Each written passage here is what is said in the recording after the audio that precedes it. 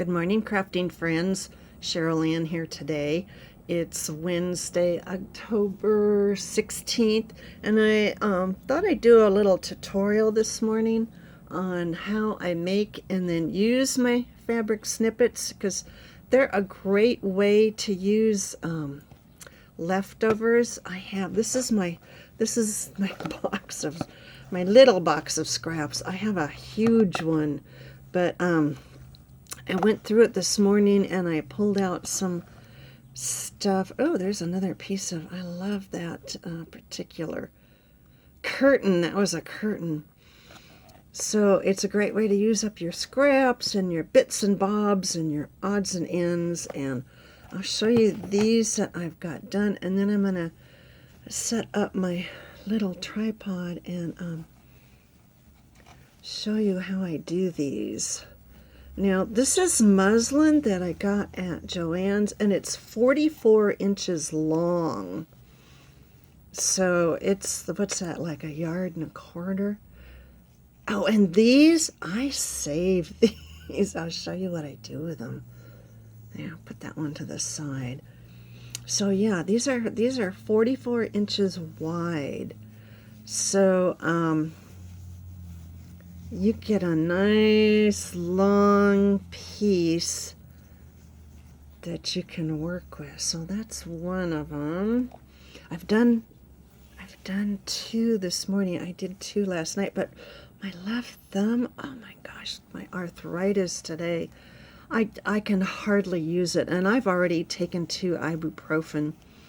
And my husband goes, "Well, did you put any ice on it?" And I'm like, "No, I haven't done that yet." So I just did that, so I have a little more movement in it right now, but if it gets bad again, I may have to stop because my left hand is almost useless. So I'm gonna do my best to get this done for you guys and gals, my friends. That one I had a little piece of. It's a little Thanksgiving. That's a little Thanksgiving fabric. I'm making these in hopes that I can use them in my.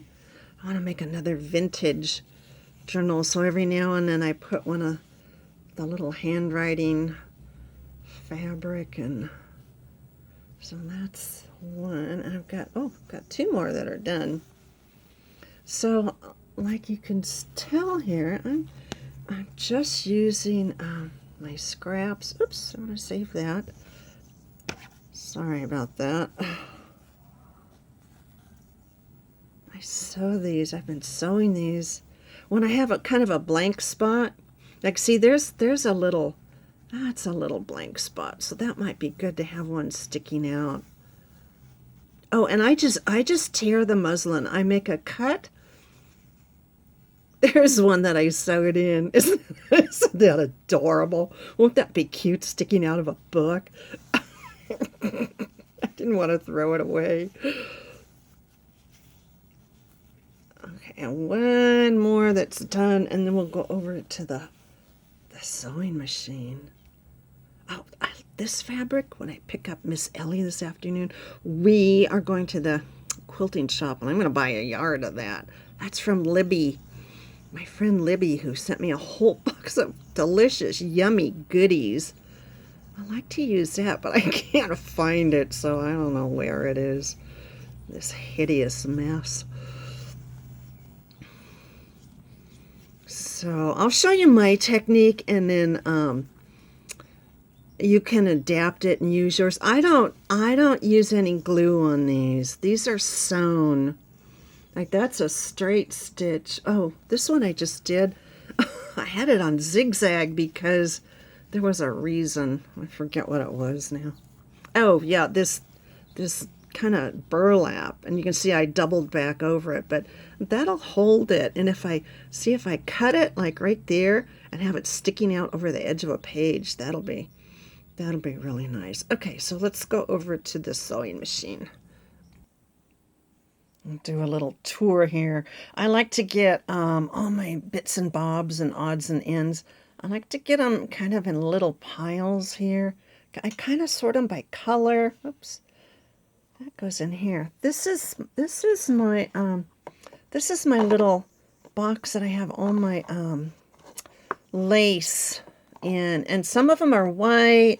I think this one one of them my coffee dyed, and that's different. See, this is really, really white.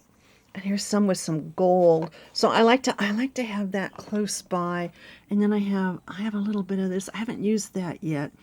Oh, and then I have this roll of fabric. I think I got this at Hobby Lobby. But for vintage, I'm going to use that. So I'm going to cut some of that. And then I try to organize my scraps by color. So like if I have some of that, then I might put some of the gray next to it. So that would work. I do have some fabric ruffles already sewn, but I'm not going to use them on this. So I have everything I need here, because I don't like to stop and have to cut stuff. Okay, one of the first things I do too is I check my bobbin, and this one is almost done. So I'm going to replace my bobbin, because I don't want to, I don't want to get halfway through this and have to replace my bobbin. Now this is my new Brother machine, and it is where's the number on it? There it is, Project Runway. It's the 9550. I got this last December, and she has 130 stitches, of which I use about 7. So I need to experiment and try some of these other fancy ones out. But I have to change this foot, and I've been so lazy. I haven't done it. I admit it. So, but it does have some really cute ones. That little leaf one, yeah. See there, 68. I want to try that. But that's a different foot. Yeah, it's a good thing I checked that bobbin, because it was actually empty. This is my little box. I save all these little numbers on the edges of fabric. Someday I'm going to do something with them, but I don't know what. If anybody has an idea, let me know. So this is my little box, and see, I have a bunch of my bobbins threaded. I have 2 black, 2 brown. I did have 2 white, but I've used them. So, and if you have a Brother machine, you have to get Brother bobbins, and you can find them on Amazon. If you want the link, I can send you the link. Okay, so here we go. I always like to start and end my pieces with some lace. So I may have to move this a little bit.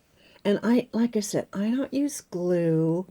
I just put it down, and I go one piece at a time. I'm sorry about the hand. I just don't have any other place to put my... And I'm going to use a zigzag, because I like the way that came out. Oh, and another thing I do is sometimes I'll try to do these at an angle, like on a diagonal. I use the middle setting here on my machine. That's the middle speed setting. This is really, really slow, and this one, I don't use that one. That's the fast one. So I put it here on the middle, because I use the fast one. It gets carried away from me. With me. And I like to alternate fabric and then lace. Get my big old fingers out of the way. I also try to tuck the fabric. Like this one I want to tuck underneath, so I'm going to lift it up here and attempt to get this one underneath. And of course it's not cooperating. Okay, and when it doesn't cooperate, I just put it on top. Okay, we're going on. See, I keep it nice and slow. This takes a lot of time. This is what takes the time. And then when I'm done, I take it out and I go back the other direction, and it goes very, very quickly. So I don't mind taking the time to do this. And I've got all sorts of bits and scraps and bits and bobs here. I just kind of lay them down. The feet on this machine, they're really good, and they're very reliable, and I've never had a problem with them. No fingers out of the way. Yes, if you want to know why, I have this on my finger here, it's because I didn't have it out of the way once, and this thing came right down on it, and I got a big bloody finger. For some reason, it wouldn't stop gushing. Okay, and because this is going to be a vintage, I'm going to use this one with the cursive writing. I think it's a bunch of signatures because I saw some names on it. Oh, and then I have this. I hated to cut it up, but it's just great for these little snippets. Okay, now this one I'm going to have to raise up. And very gently. There. See? See, I'm kind of stopping and starting, and this one I want to get underneath because I want to show the crochet. I don't really...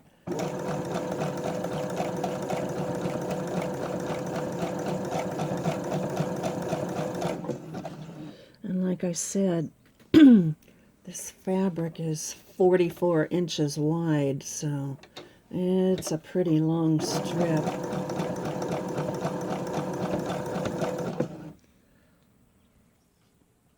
Okay, so I finished all that first side, and it's like I said, I like to begin and end with some lace. So now I'm going to go back and stitch it the other way. Okay, and this is really easy, and I basically let the machine do all the work. I'm just kind of guiding it. If I find one piece that I really, really want to make sure, you know, the lace is on top, I'll stop and I'll put it on top. But otherwise, this is, you know, this Brother machine has really, really good feeder feet. I mean, I'm not doing anything here. Now, if you want to add a flower, or if you want to add something else, see, like there's a blank spot, so I might go back and fill that in with a flower or something. But this is for a vintage book, so I'm not sure I want to put a flower there. Oh, see, like this lace here, crocheted, I want to make sure that gets tapped and sewn down correctly, so I'm going to kind of hold it and try to keep my finger out of the way so I don't get popped again. Oh, and like this one, yeah, see, this one's sticking up, so I'm just going to... Now, you can add all kinds of stuff. I'm just not that imaginative, I guess. This is how I make mine. This is pretty typical here. And you know what? If it gets a little, oh, I don't know, gathered up, I don't really worry about it because these are snippets. And I'm gonna probably cut these apart anyway. Oops, sorry about that. I'm going to give you a jolt. I just want to make sure this one, oops, both of those are tucked down. So I don't want them sticking up. Okay, when we come to the end,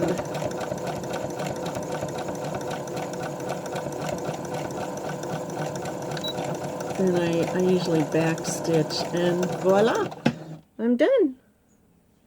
So if you have any questions or comments, or if you ever want me to demonstrate how I do something, let me know, because I'm more than happy to share and show you how I do it my way. My way is not always the best way, but That's how I do it. So thanks for stopping by. Until next time, bye for now.